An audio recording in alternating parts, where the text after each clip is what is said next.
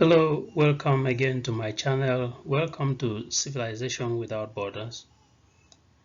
Today I bring you analysis with what I title Disturbing Trends That Show Distressed Americans and Gun Violence.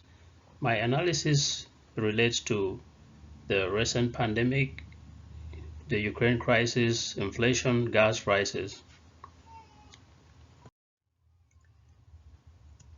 First of all, I really like to express my sincere condolences with the bereaved American families. You know, with the tragedy that is happening today in the United States, we all share that. Talking as a Canadian, we share a common border, and I do have kids as a parent too. Seeing off your kids go to school and telling them goodbye, that may just be the last goodbye. It may be the last time you see their face. That is not an easy pill to swallow. So condolences to the bereaved families in the Robb Elementary School in the United States. However, here is a question that I have on my mind that I believe everyone shares the same feeling. So, how many people are comfortable seeing of their kids at school in the United States today regarding what is going on? How many people are comfortable doing that? Here are some numbers from which I bring to you my analysis and calling it the disturbing trend that I find. If you follow here, beginning with the very last incident, the Robb Elementary School shooting, recording 22 deaths, 18 injured, giving a total of 40. In the month of May, we recorded already so far 4 incidences, a similar trend with April. This was a trend that was non-existent before April. In February, we had nothing for March. In February, we had just 1 incident and nothing for January. This is statistics only for this year, 2022. So from January, nothing, February, 1 incident, March, nothing. And then April, suddenly we start having 4, and to this May, 4. If you recall, Russia invaded Ukraine in the month of March, towards the end of March. And from the end of March, just early beginning April, you start to see this rise in incidents of mass shooting, bringing my correlation to what I say. People are tired of the crisis, pandemic, and everything. They are out there shooting. These are concerning numbers, and this trend, in my opinion, is not just a thing of the United States. We might be seeing this trend across the globe. And it brings me to the question, what are the kind of leaders we have out there that coming off the back of a serious pandemic that the world is shut down for 2 years and they are heading into a crisis in Ukraine, how we can achieve peace by fighting a war, I have no idea. So follow with me, guys. The pandemic followed by the crisis in Ukraine, I seriously believe is having a very huge toll on people, not only Americans, but across the globe. And we may expect to see, like I said, we may expect to see this on the rise. Imagine people just coming out of the pandemic wearing masks for the past 2 years, taking vaccines, and right off the bat, heading into a full-blown crisis in Ukraine, a full war that may have the potential of expanding into a world war.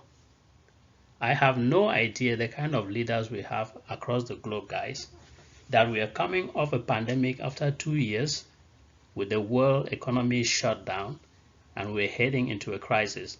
I don't know how we achieve peace by fighting wars.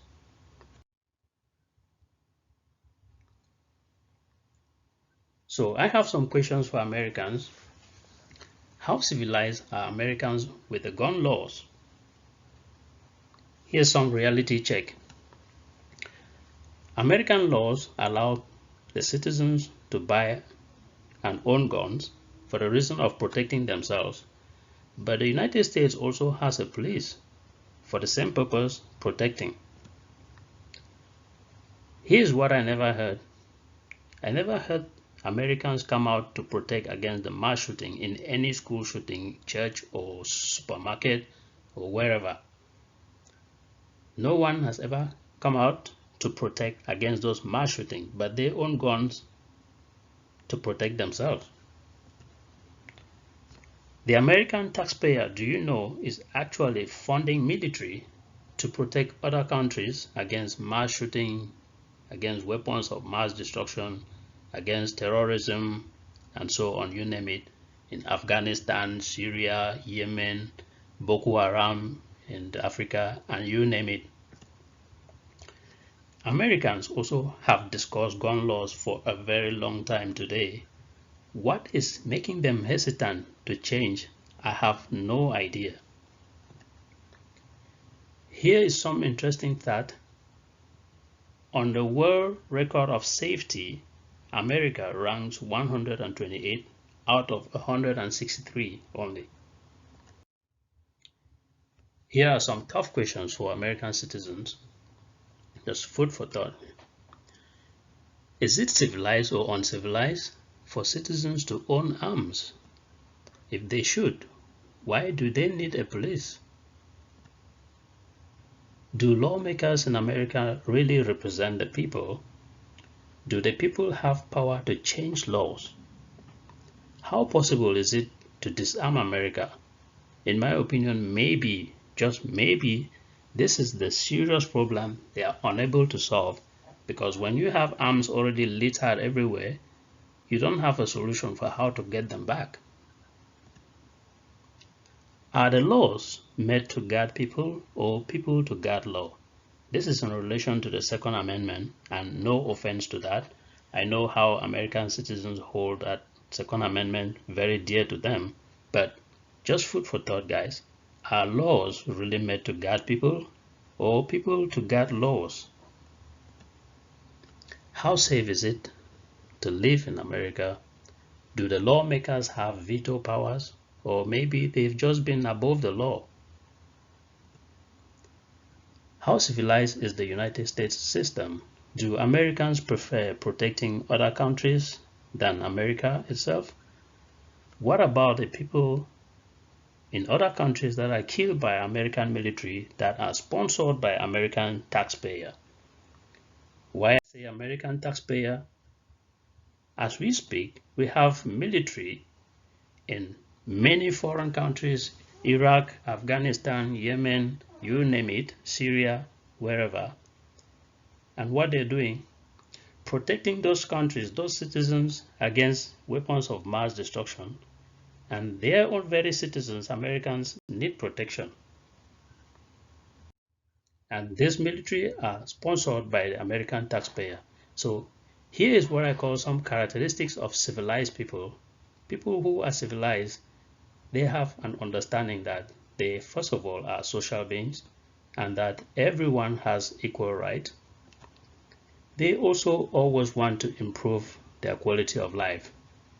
But here's the most fundamental, guys.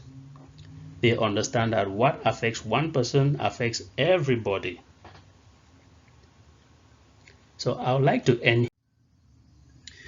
After posing a lot of questions, I cannot live without proposing a couple of solutions, in my opinion, particularly to the American citizens. The question I ask you is, with what is going on the mass shooting, why would you go to bed, have the next sleep, when your representatives, people you vote them to represent you, are sleeping comfortably? You better sleep together. I'm not sending people to riot on the street. Protesting peacefully is a civilized approach. You're just asking for what is yours. You need to better do that. Otherwise, you're comfortable waiting and expecting for the next mass shooting. I hope your child is not involved. Or why not you yourself? So thank you for watching again, and don't forget to subscribe with my channel Civilization Without Borders. I have a lot in stock for you. Thank you.